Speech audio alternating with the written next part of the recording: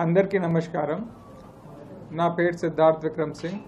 నేను ఇక్కడ district forest officer ఖమ్మంగా పనిచేస్తున్నాను.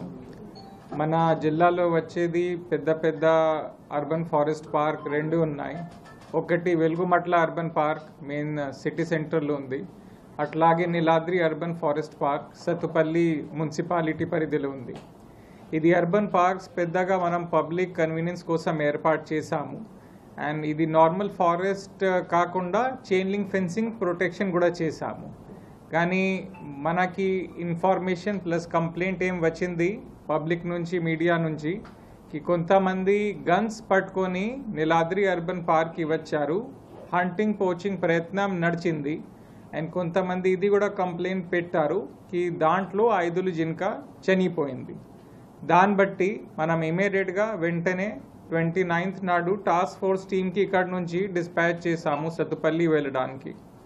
వాళ్ళు ప్లస్ FDO మంజుల గారు, FRO స్నేహలత వాళ్ళు కలిసి ఎంక్వైరీ మొదలు పెట్టారు.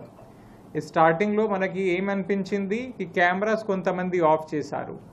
దాని తర్వాత పెద్దగా డీప్గా ఎంక్వైరీ చేస్తే అప్పుడు తెలిసింది కి ఒక అర్బన్ పార్క్ వాచర్ గోపీకృష్ణ, ఆయనకి అన్ని గేట్స్ తెలుసు, అన్ని కెమెరాస్ లొకేషన్ తెలుసు. అట్లాగే ఒక మార్నింగ్ వాకర్ శ్రీరామ్ ప్రసాద్, ఆయన ప్రతిరోజు అర్బన్ పార్క్కి వస్తారు కాబట్టి ఆయనకు కూడా అన్ని రూట్స్ తెలుసు. వాళ్ళే ఒక మనిషితో మాట్లాడి ఇది మొత్తం హంటింగ్ పోచింగ్ ప్లాన్ చేశారు. కానీ ఇమీడియట్గా వాళ్ళు పారిపోయారు. అప్పుడు పోలీస్ హెల్ప్ తీసుకొని మనం గోపీకృష్ణకి ట్రేస్ చేశాము, అరెస్ట్ చేసి ఖమ్మంకి తీసుకొని వచ్చాము. పెద్దగా ఎంక్వైరీ నడిచింది. అప్పుడు ఆయన ఒప్పుకున్నారు కి ఆయనతో సహా ఒక ప్రొఫెషనల్ హంటర్ వచ్చారు. ఆయన దగ్గర స్నైపర్ గన్ ఉంది. ఇది కేసు చూడండి, రాజస్థాన్లో ఎలా 1998లో సల్మాన్ ఖాన్ కేసు అయింది. ఆయన ఒక స్నైపర్ గన్ తీసుకొని ఫారెస్ట్కి వెళ్ళారు. అక్కడ బ్లాక్ బాక్ హంటింగ్ పోచింగ్ నడిచింది. అప్పుడే మన దేశంలో బాగా పబ్లిసిటీ అయింది కి ఒక వైల్డ్ లైఫ్ కేసులో అంత పెద్ద పనిష్మెంట్ రావచ్చు. అట్లాగే ఇది కేసులో ఖమ్మం కాదు, కొత్తగూడెం అశ్వరాపేట్ నుంచి ఒక మనిషి వచ్చారు. ఆయన ఒక స్విఫ్ట్ డిజైర్ బండి పట్టుకొని భరత్తో సహా మచ్చా రఘు, ఆయన దగ్గర లైసెన్స్డ్ వెపన్ ఉంది. అదే వెపన్ తీసుకొని ఆయన అర్బన్ పార్క్కి ఎంటర్ అయ్యారు. మన అర్బన్ పార్క్ మెయిన్ గేట్ పక్కన ఇంకోటి చిన్న గేట్ ఉంది. సో మన ఎంక్వైరీలో డౌట్ అదే ఉంది కి ఆయన వేరే గేట్ నుంచి ఎంట్రీ తీసుకొని రాత్రి అర్బన్ పార్క్ క్లోజ్ అయిపోయిన తర్వాత మన వాచర్ అన్ని కెమెరాస్ క్లోజ్ చేశారు. కానీ మనకి ఒక కెమెరాలో పాత ఫుటేజ్లో దొరికింది కి ఆయన అంతా ఇది ట్రైనింగ్ లాగా నడిపించేసి ఆయనకి అర్థం వచ్చింది ఎలా కెమెరా తిప్పాలి, క్లోజ్ చేశారు.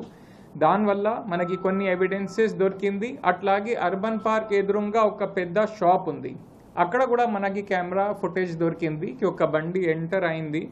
దాన్ని బట్టి మన team Srinivas Rao, FRO task force Nagamani, Veerabhadram, Radha and Rambabu beat officer, అట్లాగే FRO స్నేహలత అండ్ FDO పెద్దగా ఎంక్వైరీ చేశారు. SP కొత్తగూడెం మనకి చాలా సహాయం చేశారు. ఇటు సైడ్ నుంచి CP సునీల్ దత్ సార్ చాలా సహాయం చేశారు. అందుకంటే 3rd నవంబర్ మన కేసు గట్టిగా రాసుకొని ఇద్దరికి మనం రిమాండ్ చేసేసాము. కానీ మెయిన్ అఫెండర్ మచ్చా రఘు ఖమ్మం నుంచి పారిపోయారు. అప్పుడు మనం ట్రేస్ చేసి ఆయన ఎక్కడెక్కడ వెళ్ళారు అంతా తెలుసుకొని మనకి లొకేషన్ హైదరాబాద్ డిటెక్ట్ అయింది. అప్పుడు ఆయనకి అర్థం వచ్చింది ఇప్పుడు ఇంకా వెళ్ళడానికి ఛాన్స్ లేదు, ఆయన 100% జైలుకి వెళ్ళిపోతారు. కాబట్టి నిన్న సాయంత్రం ఖమ్మం వచ్చి సరెండర్ అయ్యారు.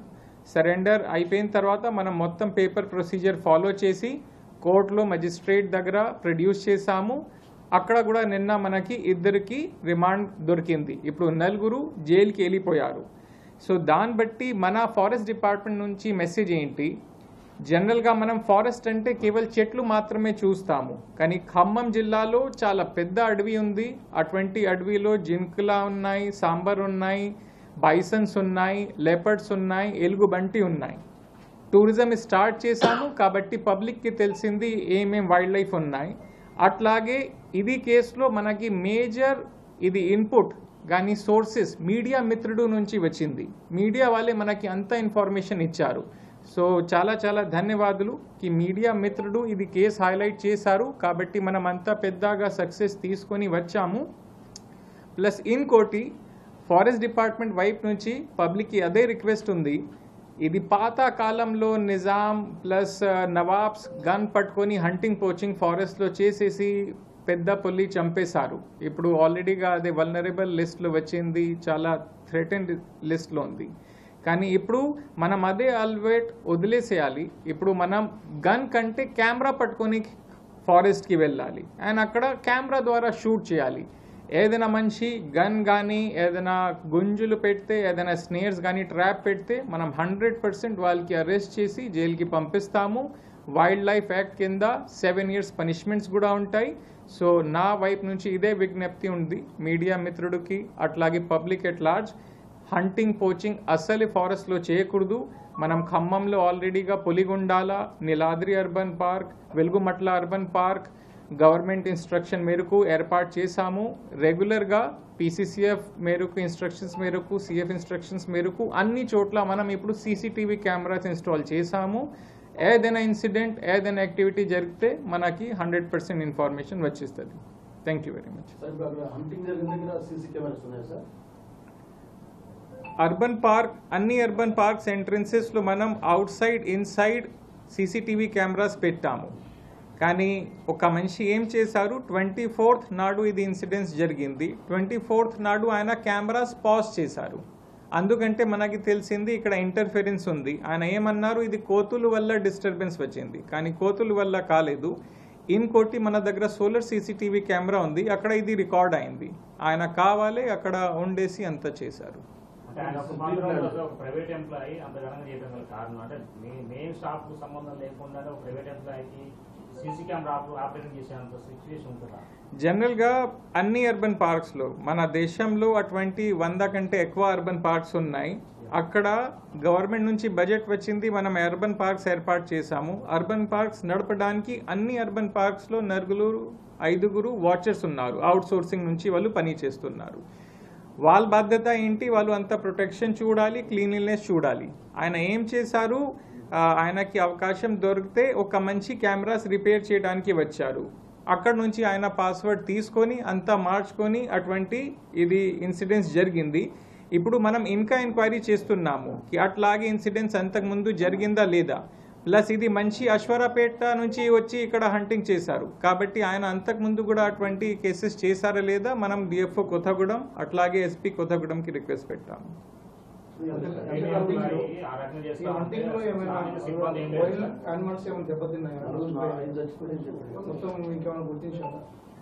ఇప్పుడు ప్రస్తుతం ఎంక్వైరీ ప్రకారంగా అక్కడ మేజర్ అర్బన్ పార్క్లో జింకలు ఉన్నాయి.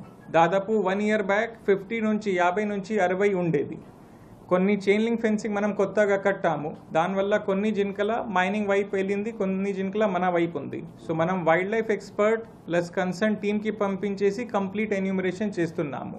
1 year బ్యాక్ ఎన్ని ఉండేది, ఎన్ని యాక్సిడెంట్లో చనిపోయింది, ఎన్ని పోచింగ్ వల్ల చనిపోయింది, అదే ఫిగర్స్ మనం తెచ్చుకొని కోర్టులో సబ్మిట్ చేస్తాము. అదే మనకి ఎవిడెన్సెస్ ఉంటాయి. ఇప్పుడు అంటే ఎంతమందిని పట్టుకున్నారు, అందులో ఇప్పుడు ఈ మచ్చ రఘు అనే అతనికి బ్యాక్గ్రౌండ్ ఇంకేముంది? ఇప్పుడు ఫస్ట్ మనకి ఇన్ఫర్మేషన్ ప్రకారంగా ఒక బండి అర్బన్ పార్క్లో వచ్చింది, బండిలో గన్ ఉండేది, ఇదే ఇన్ఫర్మేషన్ వచ్చింది. అప్పుడు ఇది టాస్క్ ఫోర్స్ టీం అక్కడికి వెళ్ళారు, వాళ్ళకి ఇదే తెలిసింది కి దాంట్లో 4 ఉన్నారు. ఫస్ట్ మనం 2కి 3rd డిసెంబర్కి రిమాండ్ చేశాము, ఇంకా 2కి నిన్న రిమాండ్ చేశాము, 4కి రిమాండ్ చేశాము. బండి కోసం కూడా నిఘా పెట్టాము. 1 hourలో అదే బండి కూడా వచ్చేస్తుంది, బండి కూడా సీజ్ చేస్తాము. రెగ్యులర్ ఎంప్లాయీస్లో ఒక బీట్ ఆఫీసర్కి 3-4 months బ్యాకే పోస్టింగ్ వచ్చింది, కానీ అంత పెద్ద ఇన్సిడెంట్ జరిగింది కాబట్టి ఆయనకి కూడా మనం అక్కడ నుంచి తీసేస్తాము. ఇప్పటి వరకు ఎంక్వైరీలో మనకి ఎవిడెన్స్ ఏం కొనైవెన్స్ దొరకలేదు, ఎందుకంటే ఇది అంత ఇన్సిడెంట్స్ 9 to 5 జరగలేదు. అర్బన్ పార్క్ 6 o'clock మనం అన్ని గేట్స్ క్లోజ్ చేసేస్తాము, 6 o'clock తర్వాత జరిగింది. ఇంకోటి అక్కడ లూప్ హోల్ ఏంటి, అక్కడ ముస్లిం బరియల్ గ్రౌండ్ ఉంది, దానికోసం ఒక సెపరేట్గా గేట్ ఉంది. సో మనకి డౌట్ ఏంటి, అదే చిన్న గేట్ నుంచి అంత పోచర్స్ హంటర్ ఎంటర్ అయ్యారు కాబట్టి మనం ఒక మీటింగ్ పెట్టుకొని అదే గేట్ కూడా పర్మనెంట్గా లాక్ చేయడానికి ప్రయత్నం చేస్తాము. అప్పుడు ఒక్కటే గేట్ ఉంటాయి, మనకి అన్ని కెమెరాస్ మెయిన్ గేట్ దగ్గర ఉంది, పక్కన గేట్ దగ్గర కెమెరాస్ ఏం లేదు. ఇదే ఒక్క లూప్ హోల్ వాళ్ళు వాడుకొని అంతా చేశారు. ఇది మీ ఎంక్వైరీ చెప్పండి. అంటే ఎక్కడ కూడా వచ్చిందే మనకు లోపలికి వచ్చింది కనిపిస్తుంది, కానీ హంటింగ్ జరిగిందా అనేది ఇంకా క్లారిటీ రాలేదు. దాని మీద కూడా ఎంక్వైరీ చేస్తుంది. ఆర్ఎఫ్ లోకి ట్రెస్ పాస్ కావటమే, టైం టైంలో రావటమే సస్పెక్టెడ్ లో ఉంది. సస్పెక్టెడ్ ఆల్రెడీ అనుమానం ఉన్నది కాబట్టి ఆ కోణంలో అరెస్ట్ చేయొచ్చు. అండ్ ప్లస్ ఇంకోటి, ఇప్పుడు మన అవుట్ సోర్సింగ్ మనిషి హస్తం లేకపోతే ఎవిడెన్స్ ఈజీగా వచ్చేస్తుంది. ఆయనకి 3 days టైం దొరికింది 24 తర్వాత. సో మనకి ఇది కూడా అనుమానం ఉంది कि ఆయన అంతా ఎవిడెన్సెస్ తీసేశారు.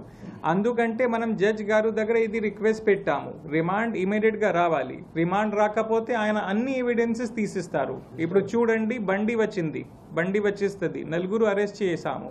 ఇప్పుడు పోలీస్ హెల్ప్ తీసుకొని మనం గన్స్కి బెలిస్టిక్ టెస్ట్ కోసం పంపిస్తాము. అప్పుడు గన్ యాక్చువల్గా ఆయన ఫైర్ చేశారా లేదా మనకి డైరెక్ట్గా ఫారెన్సిక్ టెస్ట్ వచ్చేస్తుంది. అప్పుడు మనం ఈజీగా కోర్టులో ప్రూవ్ చేయగలుగుతాము. వాళ్ళు ఎంటర్ అయ్యారు, ఎంటర్ అయ్యేసి రాత్రి 10 గంటలకి వెళ్ళిపోయారు. దాని తర్వాత మనకి సేమ్ డే కంప్లైంట్ రాలేదు, దాని తర్వాత కంప్లైంట్ వచ్చింది. కానీ చుట్టుపక్కల చాలా షాప్స్లో కెమెరాస్ ఉన్నాయి కాబట్టి అక్కడి నుంచి మనకి ఇది అంతా ట్రేస్ అవుట్ అయింది. ఇప్పుడు మాజీ ఎమ్మెల్యే సోదరుడు అంటే మాజీ ఎమ్మెల్యే కుమారుడు సోదరుడు ఉన్నట్టు దాంట్లో ఇది ఉంది. దాని పరంగానే ఇప్పుడు మీరు అంటే దాన్ని దొరకలేదనుకుంటున్నారా లేకుంటే ఎట్లా? ఇప్పుడు ఏదైనా వైల్డ్ లైఫ్ కేసు ఉంటే, నిన్న మొన్న ఖమ్మం రేంజ్లో కూడా ఒక మనిషి తమిళనాడు నుంచి గన్ పట్టుకొని హంటింగ్ కోచింగ్ కోసం వచ్చారు. ఎఫ్ఆర్ఓ ఖమ్మం ఆయనకి అరెస్ట్ చేసి రిమాండ్కి పంపించేశారు. అట్లాగే ఇది కేసులో మనకి ఏం తెలిసింది, ఒక మనిషి అశ్వరాపేట నుంచి వచ్చారు. ఆయన ఏం పార్టీ నుంచి ఉన్నారు మనకి సంబంధం లేదు. మన దగ్గర ఎవిడెన్సెస్ ఉన్నాయి కాబట్టి అరెస్ట్ చేశాము. అండ్ మళ్ళీ చెప్తున్నాను, నాకు కంప్లైంట్ ఏం వచ్చింది, ఒక టీం వచ్చేసి 5 జింకలకి చంపేసి వెళ్ళిపోయారు. కాబట్టి ఇప్పుడు మనకి జస్ట్ రిమాండ్ దొరికింది.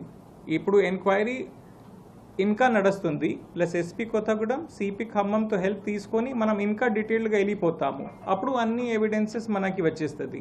అందుకంటే కోర్టులో ప్రొసీజర్ అదే ఉంది. ఫస్ట్ మనం రిమాండ్ తెస్తాం, రిమాండ్ తర్వాత డీటెయిల్గా ఎంక్వైరీ చేస్తాము, దాని తర్వాత ఛార్జ్ షీట్ స్టేజ్ వస్తుంది. సార్, హంటర్ నుంచి ఏదైనా వెపన్ రికవరీ చేయడం జరిగిందా? ఆల్రెడీ ఆ హంటర్ ఎలక్షన్స్ కి ముందే, లోకల్ బాడీ ఎలక్షన్స్ ముందే తన వెపన్ ని ఆల్రెడీ లైసెన్స్డ్ వెపన్ ని సబ్మిట్ చేసినట్టు ఒక ప్రచారం జరిగింది. సో అతని దగ్గర అనఫీషియల్ గా ఇంకేదైనా వెపన్ ఉందా? దీన్ని మీరు గుర్తించారా? రిమాండ్ రిపోర్ట్ లో మెన్షన్ చేశారా? సబ్మిట్ చేశారా? అయితే అది అతనికి 2 గన్స్ ఉంది. దమ్మపేట పోలీస్ స్టేషన్ లో హ్యాండ్ ఓవర్ చేశాడు. సింగిల్ బ్యారెన్ గన్ మాత్రం 29న హ్యాండ్ ఓవర్ చేశాడు. 29న హ్యాండ్ ఓవర్ చేశారంటే మనకు ఆల్రెడీ 24నే ఆ పార్క్ లోకి ఎంటర్ అయినట్టు ఉంది. కాబట్టి ఆ గన్ తోటే షూట్ చేశాడనే డౌట్ ఉంది. సో ఆ సింగిల్ బ్యారెన్ గన్ ని మీరు ఫోరెన్సిక్ బాలిస్టిక్ రిపోర్ట్ కోసం ఎస్ఐ దమ్మపేటలో హ్యాండ్ ఓవర్ చేశాడు కాబట్టి 29న వాళ్ళకు కూడా సార్ ద్వారా లెటర్ పెట్టించేసి ఫర్దర్ ఇన్వెస్టిగేషన్ నడిపిస్తారు. జనరల్గా మోడల్ కోడ్ కండక్ట్ రాగానే మనకి ఇన్స్ట్రక్షన్స్ ఉంటాయి, అన్ని లైసెన్స్డ్ వెపన్ కోర్టులో ఇది జైల్లో మనం సబ్మిట్ చేయాలి. కానీ ఆయన ఎప్పుడు వచ్చారు అర్బన్ పార్క్కి? 24th November. అప్పుడు మోడల్ కోడ్ ఇంప్లిమెంట్ కాలేదు. ఆయన ఏమంటున్నారు ఆల్రెడీగా సబ్మిట్ చేశాము. కాబట్టి ఇది పోలీస్ ద్వారా మనకి తెలుస్తుంది. అన్ని గన్స్ ఇప్పుడు పోలీస్ కస్టడీలో ఉంది, పోలీస్ దగ్గర ఉంది. కాబట్టి ఆర్మ్స్ యాక్ట్ కింద వాళ్ళు డీటెయిల్డ్గా వెళ్ళి మొత్తం ఎంక్వైరీ చేసి బయట తీస్తారు. చరిత్ర సృష్టించినోడు ఇప్పుడు ఆ చరిత్రని తిరగరాయబోతున్నాడు. అబద్ధాల గోడల్ని బద్దలు కొట్టి నిజాలను రాగా మీ ముందుంచబోతున్నాడు. నిజమైన వార్తల కోసం వెంటనే డౌన్లోడ్ చేసుకోండి రా యాప్ని.